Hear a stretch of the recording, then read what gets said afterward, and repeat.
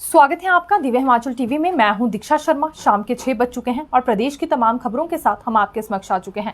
कई latest updates आज इस बुलेटिन में हम आपके साथ साझा करने वाले हैं। देखिए, विशेष तौर से बात करने वाले हैं कंगना रनौत को लेकर, क्योंकि नवनिर्वाचित सांसद हैं और आखिरकार किसने इन्हें चंडीगढ़ एयरपोर्ट पर थप्पड़ जड़ दिया, किस वजह से जड़ा, ये जानकारी हम आप तक पहुंचाएंगे। दूसरी बात करेंगे टीचर ट्रांसफर को लेकर भी, क्योंकि आदेश जारी हो गए हैं कि टीचर्स की ट्रांसफर्स नहीं होंगी, और तो और जिनके ट्रांसफर डीओ अप्रूव भी हो गए थे उसका भी अब कुछ नहीं होने वाला है। आखिरकार किस वजह से, ये वजह भी हम आपको बताने वाले हैं। टीजीटी भर्ती नियम बदल दिए गए हैं। टीजीटी भर्ती एवं पदोन्नति नियमों में बदलाव कर दिया गया है। अब जो यहाँ भर्ती नियम तैयार हुए हैं, आखिरकार वो किस तरह के हैं, उसमें क्या क्या संशोधन हुआ है, ये भी जानकारी हम आपको देने वाले हैं। और अन्य शिक्षकों की भर्ती से जुड़ी अपडेट भी हम आपके लिए लेकर आए हैं। लेकिन शुरुआत मौसम से करना चाहेंगे, क्योंकि मौसम विज्ञान केंद्र की ओर से भले ही बार बार ये प्रेडिक्शन की जा रही हो कि बारिश के आसार बन रहे हैं, लेकिन अच्छी बारिश फिर भी नहीं हो रही है। कुछ ही क्षणों के लिए बारिश होती है, आंधी तूफान का तेज सिलसिला भी देखने के लिए मिलता है, लेकिन जिस तरह की बारिश अभी होनी चाहिए और किसान बागवान फसलों के लिए जैसी बारिश का इंतजार कर रहे हैं, वैसी नहीं होती हुई नजर आ रही है।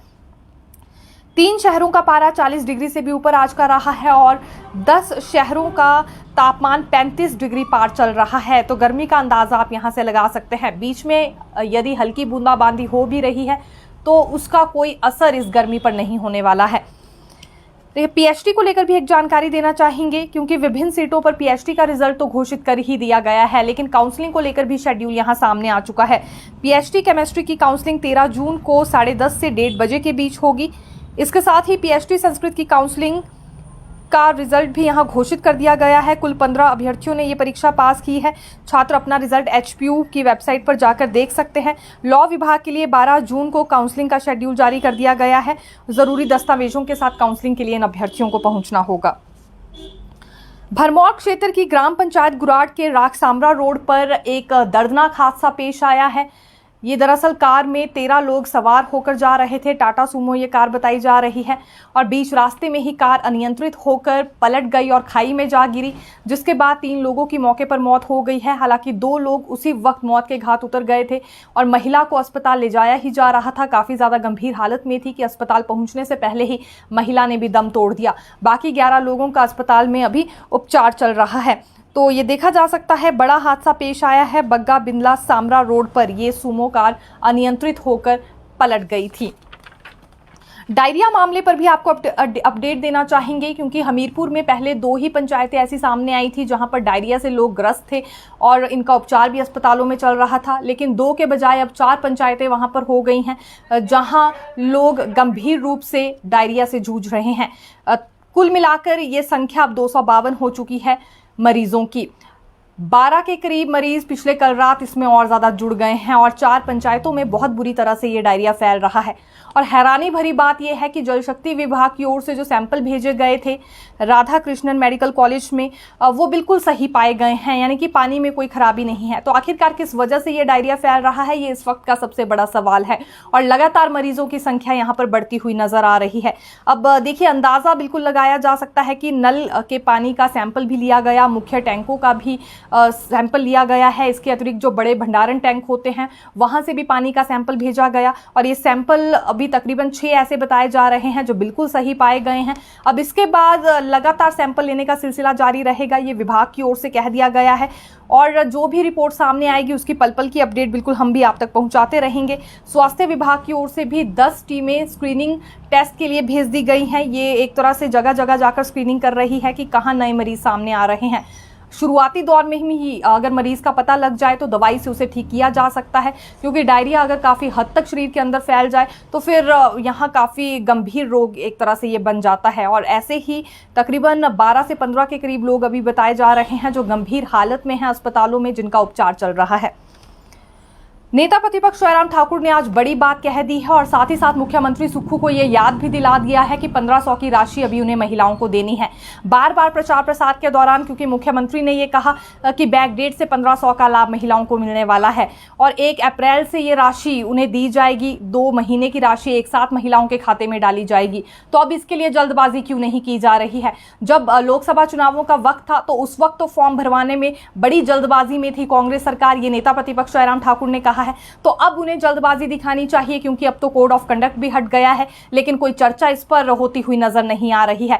पिछले 2 दिनों से मुख्यमंत्री सुखविंदर सिंह सुक्खू की ओर से सचिवालय में बैठक ली जा रही है और बैठक में कई तरह की चर्चाएं हो रही हैं, सर्कुलर रोड्स को लेकर, ट्रैफिक को लेकर। तो अब विपक्ष ये सवाल करने लगा है कि 1500 का कोई जिक्र क्यों नहीं हो रहा है? क्या चुनावों के बाद फिर से कांग्रेस सरकार ये महिलाओं के 1500 देना भूल गई है? हालांकि शुरुआत इसकी लाहौल स्पीति से हो चुकी है, लेकिन लाहौल स्पीति के बाद अन्य जिलों की महिलाएं भी तो इंतजार में बनी हुई है और केवल विपक्ष ये सवाल नहीं उठा रहा है। महिलाओं का भी ये कहना है कि 1500 की राशि अब उन्हें मिलनी चाहिए। फॉर्म उनसे अभी भी भरवाए गए हैं, कुछ एक महिलाओं ने फॉर्म फिल कर दिए थे, कुछ का भरना बाकी रह गया था क्योंकि बीच में कोड ऑफ कंडक्ट लग गया था। विपक्ष ने इस पर आपत्ति जताई थी कि कोड ऑफ कंडक्ट के बीच में तो यहाँ नए आवेदक सामने नहीं आ सकते। तो अब नेता प्रतिपक्ष याद दिला रहे हैं मुख्यमंत्री सुक्खू को कि जल्द से जल्द इन फॉर्म्स को फिल करवाया जाए और जो पिछले 2 महीने की राशि देने की भी बात हुई है वो भी महिलाओं के खाते में आनी चाहिए।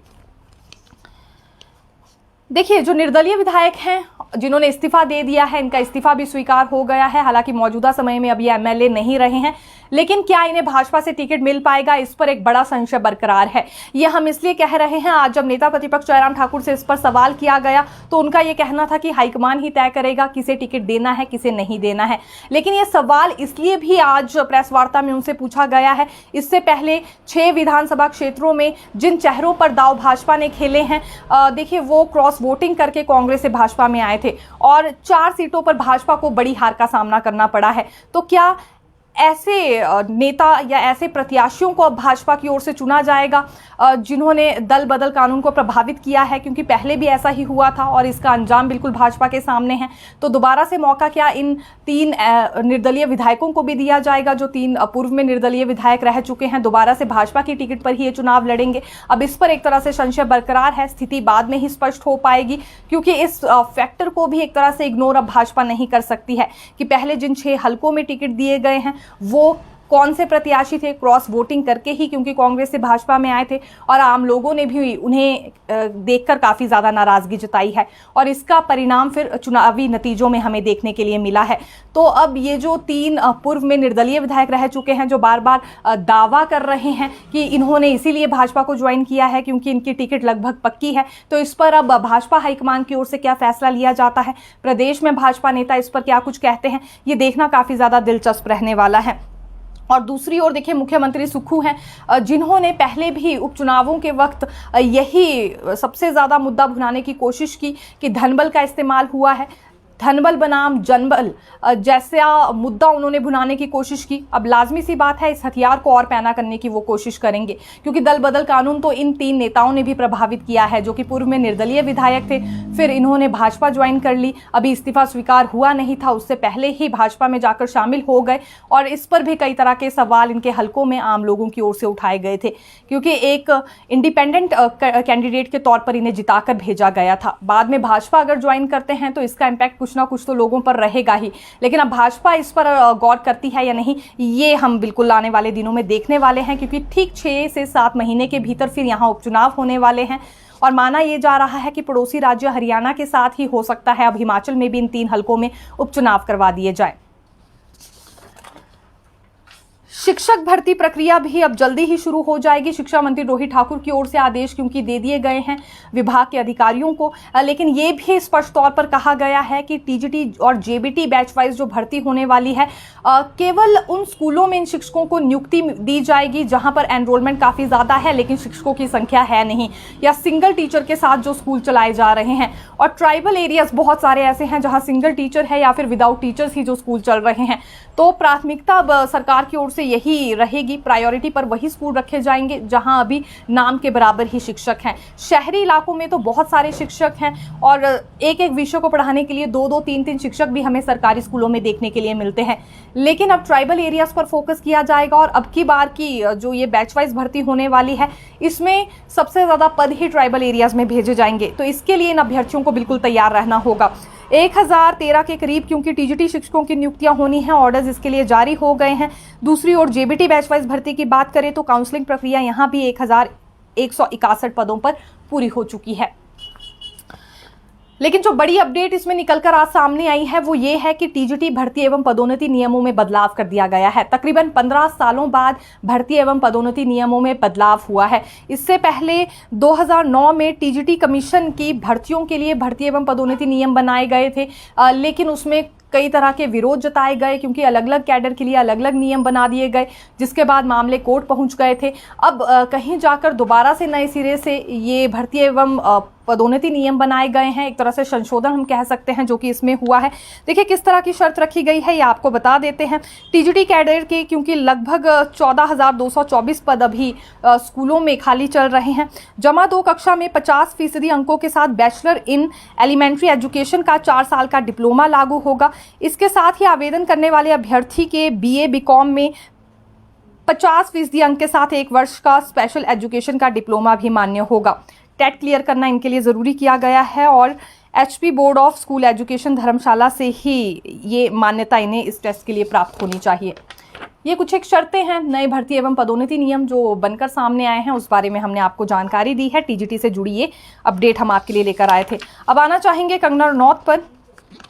भाजपा की नवनिर्वाचित सांसद कंगना रनौत को सरेआम किसी ने थप्पड़ जड़ दिया है और ये बात हम चंडीगढ़ एयरपोर्ट की कर रहे हैं। दरअसल ये दिल्ली के लिए रवाना हो रही थी क्योंकि सभी सांसदों के साथ प्रधानमंत्री नरेंद्र मोदी मीटिंग लेने वाले हैं। लेकिन उसी बीच इस तरह का वाक्य सामने आ गया चंडीगढ़ एयरपोर्ट पर। जिस महिला ने इन्हें थप्पड़ जड़ा है ये सुरक्षाकर्मी बताई जा रही हैं। CIFS की महिला सुरक्षाकर्मी थी, इनकी ओर से थप्पड़ मारा गया। कुलविंदर कौर महिला सुरक्षाकर्मी का नाम है। हालांकि माना यह जा रहा है कि थप्पड़ इसलिए कंगना रनौत को जड़ा गया है क्योंकि किसान आंदोलन के वक्त इन्होंने कुछ एक टिप्पणियां की थी। इसी बात से ये महिला काफ़ी ज़्यादा नाराज चल रही थी। फ्रस्ट्रेशन लेवल इतना बढ़ गया था कि जैसे ही कंगना रनौत सामने आई तो महिला ने थप्पड़ जड़ दिया। और इस बीच कंगना रनौत ने भी एयरपोर्ट पुलिस थाना में कंप्लेंट हालांकि दर्ज की है। 15 से 20 मिनट तक वहां पर काफ़ी ज़्यादा माहौल गरमाया हुआ रहा, खूब हंगामा चलता रहा और महिला कर्मचारी को भी हिरासत में अब ले लिया गया है। पूछताछ उससे हो रही है कि आखिरकार क्यों उसने ये थप्पड़ जड़ दिया। अब तो क्योंकि केवल बॉलीवुड सेलिब नहीं, यहाँ पर सांसद भी बन गई है कंगना रनौत, तो आखिरकार कैसे ये थप्पड़ जड़ सकती हैं। और सुरक्षा में भी एक तरह से हम ये चूक कहना चाहेंगे। गृह मंत्रालय ने भी हालांकि इस मामले में देखिए संज्ञान लिया है क्योंकि बड़ा मामला है। अभी 2 दिन ही हुए हैं कंगना रनौत को सांसद बने हुए और इस तरह के वाक्य अब सामने आने लगे हैं कि कोई भी बीच रास्ते में महिला को थप्पड़ जड़ रहा है और महिला सुरक्षाकर्मी की ओर से ही ये थप्पड़ जड़ा गया है। और कारण फिलहाल यही देखा जा रहा है कि किसान आंदोलन के वक्त जो कुछ एक टिप्पणियां क्योंकि कंगना की ओर से की गई थी उससे काफ़ी ज़्यादा ठेस पंजाब चंडीगढ़ के लोगों को पहुंची थी। अभी पूछताछ में बाकी के कारण भी हालांकि हमें पता चल सकते हैं। देखिए टीचर ट्रांसफर पर रोक लगा दी गई है और ये विशेष तौर से उन टीचरों के लिए हम जानकारी देना चाहेंगे जिनके ट्रांसफर डीओज भी अप्रूव कर दिए गए थे कोड ऑफ कंडक्ट से पहले।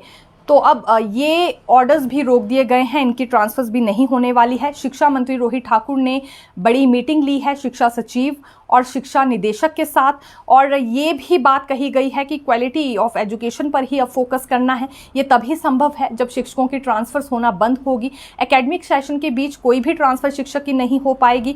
केवल एक ही मौका शिक्षकों को अब ट्रांसफ़र करने का मिलेगा और वो भी एकेडमिक सेशन से पहले। लेकिन ज़रूरी है कि जो इनका सामान्य कार्यकाल हो वो भी पूरा हो गया हो। ऐसे शिक्षक की ही ट्रांसफ़र होने वाली है जिसका सामान्य तौर पर कार्यकाल पूरा हुआ हो और एकेडमिक सेशन शुरू होने से पहले ही वो भी ट्रांसफ़र हो सकती होती है।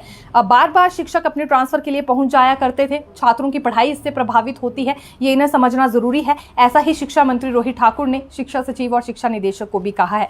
तो अब ये भूल जाएं कि इनके ट्रांसफर होगी। अगर कोड ऑफ कंडक्ट से पहले ट्रांसफर डीओ अप्रूव भी हो गए हैं तो भी इस केस में अब कुछ नहीं होने वाला है। पूरी तरह से इनकी ट्रांसफर्स पर रोक लगा दी गई है। टीचर अवार्ड पॉलिसी भी बदल दी गई है। देखिए, पहले क्या होता था, जो आवेदन करते थे इस अवार्ड को लेने के लिए शिक्षक, वो अन्य गतिविधियां भी इसमें जोड़ते थे और जैसे पुस्तक प्रकाशन इत्यादि को इसमें जोड़ दिया जाता था। लेकिन अब उनके विषय में परफॉर्मेंस कैसी रही है रिजल्ट को लेकर, इसी आधार पर स्टेट अवार्ड्स टीचर्स को मिलेंगे। ये कुछ एक अच्छे कदम हम कहना चाहेंगे जो कि सरकारी स्कूलों के लिए लिए जा रहे हैं। अब इससे बच्चों की पढ़ाई और ज़्यादा गुणवत्तापूर्वक हो जाएगी। देखिए, प्रदेश भर में जंगलों में आग लगने का मामला सामने आ रहा है और जैसा कि वन विभाग ने पहले भी कहा था कि कुछ एक लोग जानबूझकर भी जंगलों में आग लगा रहे हैं, जिससे जंगल की संपत्ति पूरी तरह से नष्ट हो रही है। ऐसा ही मामला चौपाल में भी सामने आया और यहाँ एफआईआर इस व्यक्ति पर दर्ज कर दी गई है। धारा 285 के तहत यहाँ पर मामला दर्ज हुआ है। 1 जून को सुबह करीब 9 बजे कांदलबीट के यूपीएफ में वन को आग के हवाले कर दिया गया। फिर विभाग की टीम ने और स्थानीय लोगों ने बहुत मुश्किल से इस आग पर कड़ी मशक्कत करके काबू पाया था। दूसरी बार फिर से यही मामला सामने आया। 3 जून को भी करीब 10 बजे आग लग गई। जब कारण खंगाले गए कि आखिरकार कैसे जंगल में बार बार आग लग रही है, तो पता चला कि एक व्यक्ति जिनका नाम ज्ञानी राम है, ये गाँव धनत के रहने वाले हैं, तहसील नेरवा है, इनकी ओर से ही बार बार इस घटना को अंजाम दिया जा रहा है। तो उसके बाद इन पर एफआईआर दर्ज हो गई है और इन्होंने भी अपना जो इल्ज़ाम है उसे कबूल कर लिया है। इनकी ओर से ही बार बार वहां आग लगाई जा रही थी। अब अपनी गलती इन्होंने मान ली है, लेकिन एफआईआर दर्ज हो चुकी है और इसकी सज़ा इन्हें मिलकर रहेगी। देखिए, हिमाचल में बिजली और अन्य परियोजनाओं के लिए अगर फॉरेस्ट लैंड दी जाती है तो इसमें लीज करवाना ज़रूरी होगा। ये फॉरेस्ट लैंड को लेकर ही यहाँ पर नए लीज रूल्स सामने आए हैं। एक तरह से संशोधन किया गया है लीज रूल्स 2013 में और इसका ड्राफ्ट भी नोटिफाई कर दिया गया है। 30 दिन के भीतर आपत्तियां भी मुख्य सचिव प्रबोध सक्सेना की ओर से इसमें मांगी गई हैं। ये करना भी काफ़ी ज़्यादा ज़रूरी हो गया था, क्योंकि अब साफ तौर पर जो नए रूल्स सामने आए हैं, फॉरेस्ट लैंड अगर आप किसी भी परियोजना के लिए देते हैं तो लीज करवाना ज़रूरी हो जाएगा और यूजर एजेंसी को लैंड ट्रांसफ़र होने के 6 माह के भीतर लीज एग्रीमेंट करना होगा। ये अवधि भी इसमें 6 माह की दी गई है। इसके बाद ही जमाबंदी में इसका नोट राजस्व विभाग चढ़ाएगा। रूल 8 में भी संशोधन का प्रस्ताव है। इसमें प्लीज रेट को 1 रुपये प्रति वर्ग मीटर से बढ़ाकर 5 रुपये प्रति वर्ग मीटर कर दिया गया है। बड़ी अपडेट कहना चाहेंगे जो कि हिमाचल वासियों के लिए हम लेकर आए थे। अब विधायकों से जुड़ी भी एक जानकारी लेकर आए हैं। इनके लिए भी दरअसल आवास नियमों में एक बदलाव किया गया है। विधानसभा में इन्हें आवास आवंटित किए जाते हैं विधायक बनने पर, और अब एक ऐसा विधायक मान लीजिए जो दूसरी बार भी विधायक बन जाते हैं, चुनाव जीतकर आते हैं, तो उन्हें 2 आवास भी यहाँ पर उपलब्ध करवाए जा सकते हैं। हालांकि इससे पहले ही ये व्यवस्था शुरू कर दी गई है कि एक विधायक को 2 आवास भी दिए जा रहे थे अगर वो दूसरी या तीसरी बार एमएलए बनकर आते हैं विधानसभा में। लेकिन नियमों में इसका प्रावधान नहीं किया गया था, तो नियमों में अब यहाँ संशोधन हो चुका है। Himachal Pradesh legislative assembly members rules 2002 के रूल 3 में संशोधन किया गया है। कैग के ऑडिट ऑब्जेक्शन के बाद हिमाचल विधानसभा के 26 विधायकों या पूर्व विधायकों के करीब 1.5 करोड़ रुपए का रिकवरी नोटिस जारी हुआ था, जिसके बाद रूल्स में बदलाव हुआ है। अब 1 से ज़्यादा बार जीतकर यदि कोई भी एमएलए आता हो तो उसकी उपलब्धता के अनुसार उसे 2 सेट भी यहाँ पर मिलने वाले हैं और नियमों में भी ये बदलाव हो चुका है। तो फिर मिलेंगे नई खबर के साथ। देखते रहिए दिव्य हिमाचल टीवी। धन्यवाद।